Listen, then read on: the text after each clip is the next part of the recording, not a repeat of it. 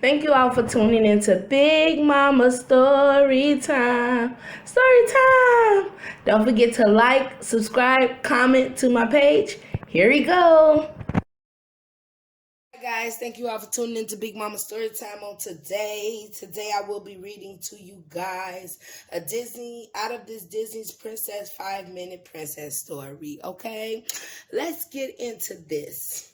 Now I have started this book a while ago. I think it was in 2020. I started this book. Now, I thought I did the first one, which is Moana, A Path to the Sea, but I did not. But I did already do Beauty and the Beast and Pocahontas. So today I will be doing Moana, A Path to the Sea. All right, guys, let's get into this.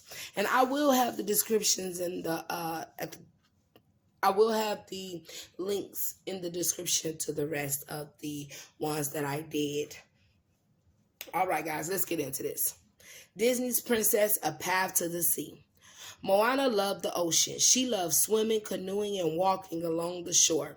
When Moana was old enough, Grandma Taya taught her how to surf, and Moana spent a lot of time trying to ride the waves.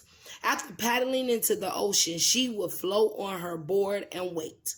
Then, when the right wave came along, she would pop up and stand on her surfboard. Okay, Moana, go ahead, girl. One day, as Moana and Pua waited for a wave, a sea turtle paddled toward them. He swam directly up to Moana and looked right at her. She watched as he floated beside her. "Hello," she said. There was something familiar about the sea turtle, but Moana couldn't figure out where or when she had met him before. It was almost as if she'd known him when she was a little girl. The sea turtle stayed with Moana and Pua, playing with them in the water all day long. When Moana surfed, the turtle seemed to do the same beside her, even letting Pua stand on his back. "You like to surf too," Moana said, smiling at the sea turtle. She thought for a moment. "I will call you Lolo." For many days, whenever Moana and Pua went to the ocean, Lolo found them.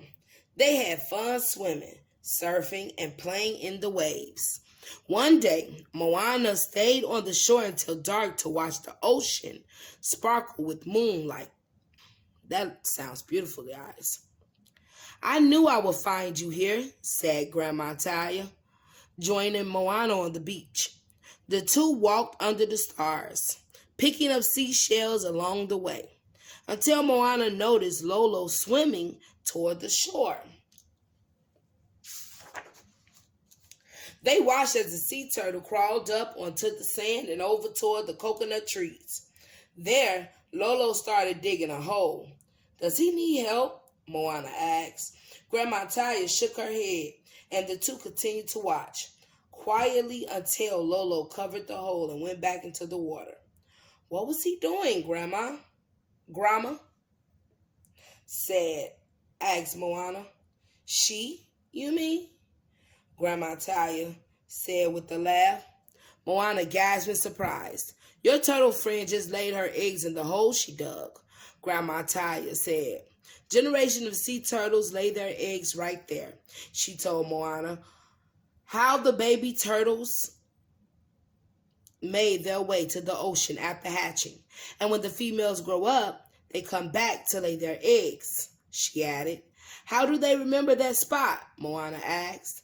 "And how do the babies even know to go to the ocean?" "They just know," said Grandma Taya. Moana understood. "They listen to their hearts," she said. "That's right," Grandma Taya said proudly. Moana checked the nesting grounds every day. She wondered when the baby turtles will hatch and hoped she would get to see them. One day, Moana and Pua were surfing when the sky turned gray. They quickly paddled to shore, and as the rain poured down, they raced back to the village. When they got home, they watched the trees bend and sway as they listened to the music of the raindrops. Soon after the storm was over, the sun came out. Moana grabbed her surfboard and hurried back to the ocean. When she got there, she couldn't believe her eyes. The storm had knocked a coconut tree right on top of the nesting grounds. Luckily, the eggs were safely buried deep underground. But what if the baby sea turtles hatched? She wondered. They would be trapped. Moana had to do something fast. She ran back to the village and told her friends what had happened. The eggs will hatch any day, she explained. Her friends agreed to help, and Moana led them to the site. Go ahead, Moana. Get them together. Get everybody together. Help out. They all worked together to carefully clear the fallen tree.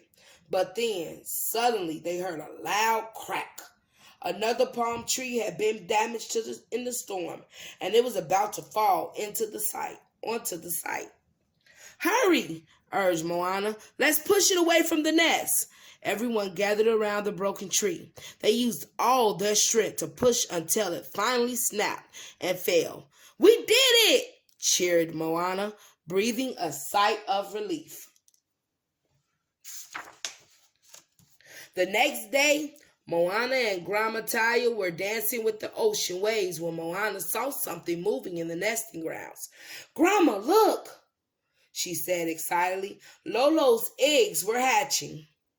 They watched as the baby sea turtles made their way out of the nest.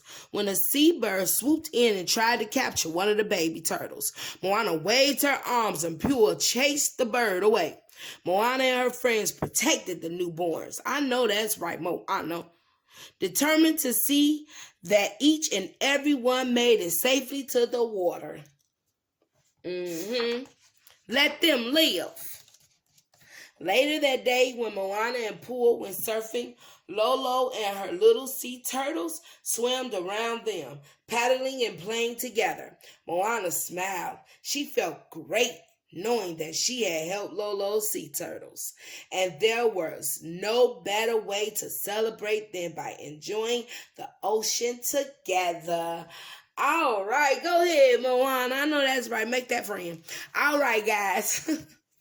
Thank you all for tuning in to Big Mama Storytime. That was the end of Moana.